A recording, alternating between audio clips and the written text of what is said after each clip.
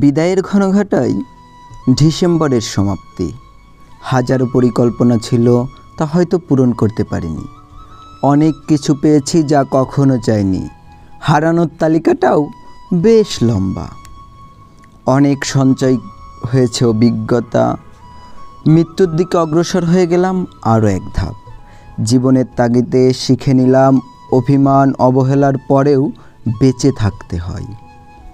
একটা সাল শুধু আসে আর যায় না, আমাদেরকে দিয়ে যায় নানা ধরনের স্মৃতি, যা আঁকড়ে ধরে আমরা বাঁচি যুগের পর যুগ। তৈরি হয় নতুন গল্প, নতুন অভিজ্ঞতা, চিনতে শিখি নতুন করে এই পৃথিবীকে। ডিসেম্বরের শেষে কোনো গল্প শেষ হতে পারে না। এখান থেকেই অনেকের গল্পের শুরু হয়। মরীচিকার পিছে ছুটে নষ্ট করে ফেলেছি 12টি মাস।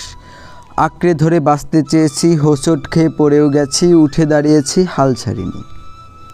তবে যেমনই কাটুক, ভালোই কেটেছে। সব কিছুর জন্য মহান রবের দরবারে লাখো কোটি শুকরিয়া, আলহামদুলিল্লাহ। অবশ্যই সৃষ্টিকর্তা আমাদের ভালো চান। তার ইচ্ছাতেই যেন জীবনের বাকিটা সময় পার করতে পারি, সেটাই শুধু চাওয়া। আগামী বছরের জন্য কোনো পরিকল্পনা নেই, শুধু দেখার বাকি কি ঘটতে পারে আর সেটা আমি কতটা সুন্দরভাবে গ্রহণ করতে পারি। বলে কয়ে কিছু পরিবর্তন করা যায় না। পরিবর্তন হলে সেটা মানুষই বলবে। তাই কি করব সেটা সময়ের অপেক্ষা মাত্র। যা হচ্ছে সেটাই এখন করছি। কারো প্রতি রাগ অভিমান পুষে রাখিনি, সব এখানেই রেখে গেলাম। শুধু ভালোবাসা সাথে নিলাম, পৃথিবীকে সুন্দর করতে হবে তাই। আমি তো আমিই থেকে যাব, পরিবর্তন হবে সংখ্যা, তারিখ, মাসের। সবশেষে এবছর আমি অনেক কিছু পেয়েছি যা হয়তো আমার মতো ক্ষুদ্র নগণ্য মানুষ কখনোই আশা করে না।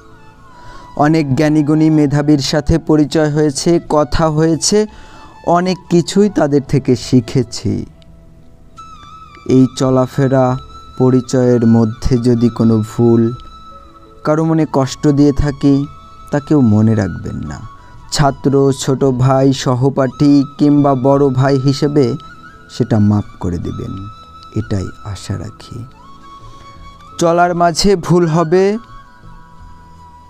যেহেতু আমরা মানুষ, তাই আবারও সবার কাছে ক্ষমা প্রার্থনা করছি।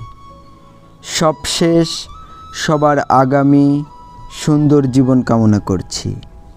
বেঁচে থাকুন ভালোবাসার সাথে এই সুন্দর পৃথিবীতে। ভালো থাকুন এবং ভালো রাখুন আপনার চারিপাশের সব কিছুকে।